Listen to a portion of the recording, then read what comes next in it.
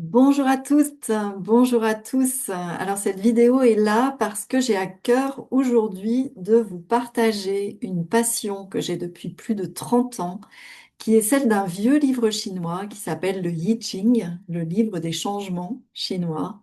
Voilà, je vous en présente deux versions, et qui décrit sous forme d'hexagramme, c'est-à-dire une figure archétypale en fait composée de yin et de yang, donc d'énergie yin et d'énergie yang, et bien les passages de la vie dans le mouvement de la vie. Et du coup, comment j'ai choisi de vous présenter ça? En regardant dans le calendrier chinois les hexagrammes mensuels, puisque pour chaque mois, il y a un hexagramme qui est proposé. Donc les hexagrammes mensuels, et de voir ce qu'ils nous racontent, ce que j'en comprends en tous les cas, en fonction de là où j'en suis et de l'expérience que j'ai de, de ce, de cette vision et de cette représentation du monde. Et puis j'ai une autre passion qui est celle des élixirs floraux, donc les fleurs de Bach que beaucoup connaissent, et puis les contemporaines d'Eva, qui finalement nous aident dans ces passages, dans ce mouvement de la vie, à transformer les états émotionnels pas toujours confortables qu'on vit en ressources nouvelles pour avancer. Voilà, donc je vous propose tout ça dans la vidéo qui suit et je vous souhaite un beau visionnage.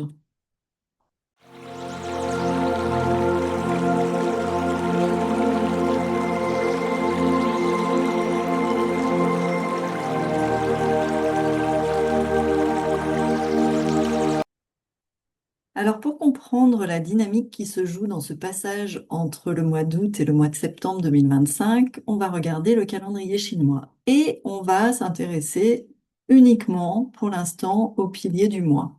Donc pour le mois de août, on a cette configuration. Pour le mois de septembre, on a celle-ci. Mais nous, ce qui va nous intéresser particulièrement, ce sont les hexagrammes associés. Donc, on a pour le mois d'août celui-ci et pour le mois de septembre celui-ci. Ce qui nous donne en fait l'hexagramme avant la traversée pour le mois d'août et faire retraite pour le mois de septembre. Et ce qu'on va regarder, moi ce qui va m'intéresser, c'est quels sont les traits qui bougent entre l'hexagramme 64 avant la traversée et celui de faire retraite, pour comprendre vraiment ce qu'il y a peut-être à regarder, à apprendre, à comprendre pendant cette petite phase de transition.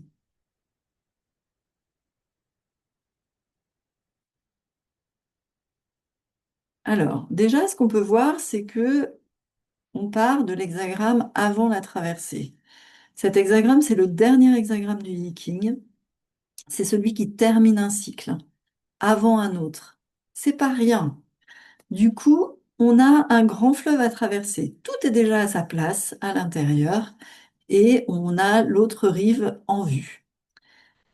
Mais ce que nous dit cet hexagramme, c'est qu'il faut encore nous alléger pour traverser le grand fleuve. Évidemment, si on ne veut pas se noyer au milieu. Donc, comment on va faire ça? Il y a des indications importantes. La première, c'est avec ce trait 2 qui mute vers l'hexagramme 35 qui s'appelle Avancer au grand jour. Cet hexagramme, il nous dit que on a une aspiration profonde à enfin être vu, à enfin être reconnu et à révéler et offrir sa lumière au monde. Sauf que on nous dit attention. Prends le temps pour cela de ressentir et de clarifier l'endroit de toi qui aspire à être vu et reconnu. Observe les freins qui t'ont jusqu'ici empêché, les tentatives avortées, les histoires que tu t'es racontées à ce sujet. Et du coup, en portant l'attention dans la zone du cœur, c'est à partir de ce regard, de cette observation, qu'on peut mobiliser son courage et clarifier sa vision. Le deuxième trait qui nous intéresse, c'est le trait de passage entre l'intérieur et l'extérieur, qui est qui mute vers l'hexagramme 50, qui est le chaudron, le fameux chaudron où se passe l'alchimie. Et du coup, là, forcément, on nous dit, laisse tout ça, cette vision et ce courage mobilisé à partir de l'observation qu'on a donnée, s'installer dans l'eau du chaudron et donner le temps d'être alchimisé tranquillement par le feu.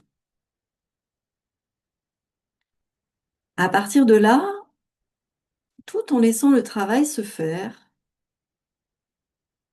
il va falloir mobiliser d'autres choses. Déjà, laisser les illusions, les peurs, les schémas de fonctionnement sur lesquels notre vie s'est construite jusqu'à maintenant se transformer, se libérer et rester sur le rivage. Et du coup, se rendre prêt pour entamer la traversée en s'appuyant sur une clarté nouvelle et sa connexion au plus grand que soi. C'est là qu'on va mobiliser du courage et que on aura peut-être besoin d'élixirs floraux pour accompagner tout ce mouvement. Ce que je vous recommande, ben, si vous avez des peurs et que vous ressentez le besoin d'être soutenu dans cette transition importante, alors je vous recommande l'angélique, la bourrache, la brunelle et mimulus jaune qui est une des fleurs de Bach. Si vous avez du mal à mettre en conscience les schémas et les illusions qui vous retiennent dans l'ancien cycle, eh bien, je vous recommande Rudbeckia, qui permet un face-à-face avec soi-même, le frêne et l'impatience. Ensuite, si vous avez du mal à vous détacher des liens et schémas qui vous retiennent sur l'autre rive, je vous recommande le perce-neige, l'aubépine, la mûre sauvage et le buis. Et enfin, pour remobiliser votre vision, consolider votre self-esteem, votre estime de vous-même et garder le cap, alors je vous recommande le noyer, le bouton d'or et l'Edelweiss.